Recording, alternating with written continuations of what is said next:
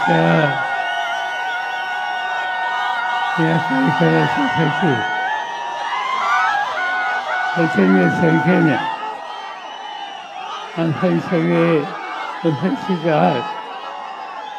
आपल्या सगळ्यांचं या ठिकाणी मनापासून मी स्वागत करतो. आता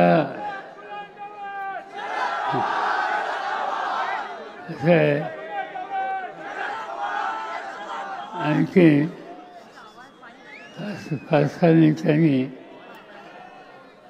सभागृह किती वाजेपर्यंत चालवावं या संबंधीचे नियम आहेत आणि त्या नियमाप्रमाणे 6 वाजायच्या आत ही सभा संपली पाहिजे. ती जर संपली नाही तर उमेदवारावर खतरा भरला जाईल आणि तो खतरा आपल्याला नको आहे. आणि म्हणून आपण ही लांबलेली सभा जेवढ्या लवकर संपवता येईल तेवढी संपूया.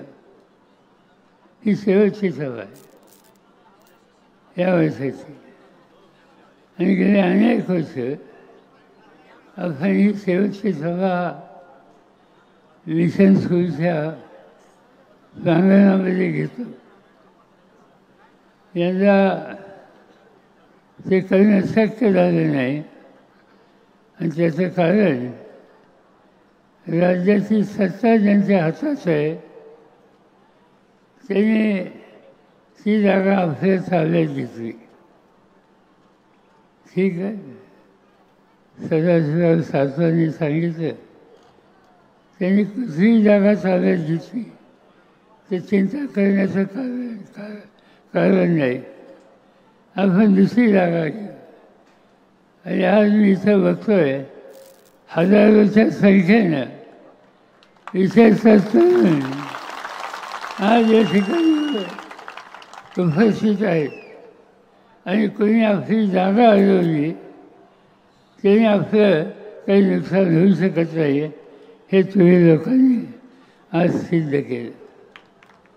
ही निवडणूक अतिशय महत्त्वाची निवडणूक आहे. सगळ्या जगाचं लक्ष आहे. मध्यंतरी कन्हेरीला नारद भगवानची सभा होती आणि एका कोपऱ्यामध्ये एक कोणतरी न ओळखीचा माणूस उभा होता. माझ्या लक्षात आलं हा पत्रकार आहे. सभा संपल्यावर त्यांना मी बोलवलं, विचारलं कुठून आला आहे. त्यांनी सांगितलं अमेरिकेतून आलं आहे. म्हणजे अमेरिकेतून आलं आहे कन्हेरीला? हो म्हणजे आलं आहे. आणि त्याचं कारण अमेरिकेमध्ये भारताच्या लोकशाही पद्धतीच्या निवडणुका याच्याबद्दल लोकांना भयंकर उत्सुकता आहे. आणि म्हणून न्यूयॉर्क टाइम्स नावाचं एक प्रसिद्ध वर्तमानपत्र आहे त्यांनी आम्हाला इथं पाठवलं. चांगली गोष्ट आहे. आज बारामतीची सभा, बारामतीची निवडणूक याला अमेरिकेला सुद्धा चिंता आहे. इतकं महत्त्व तुम्हा लोकांच्या निर्णयावर भारताच्या बाहेरच्या लोकांच्यामध्ये सुद्धा आहे. आणि आत्ताच आपण ही भाषणं 2 ऐकली. रोहितचं भाषण ऐकलं, त्याच्यानंतर सुफियाचं भाषण ऐकलं आणि तिसरं भाषण आपण शिरूर मतदारसंघातल्या उमेदवाराचं ऐकलं. या तिन्ही भाषेमध्ये त्यांनी एक विचार पुढे ठेवला. हा देश कसा चालवायचा, कुणी चालवायचा, प्रश्न कोणते आहेत आणि ते सोडवण्याचा अधिकार ज्यांच्याकडे आहे त्यांच्याकडून काय फावलं टाकली याबद्दलचा विचार हा आपल्या सगळ्यांच्या समोर आहे. मला स्वतःला आनंद आहे की या तिन्ही वासनामध्ये अत्यंत महत्त्वाची भूमिका या तिन्ही वक्त्यांनी या ठिकाणी मांडली.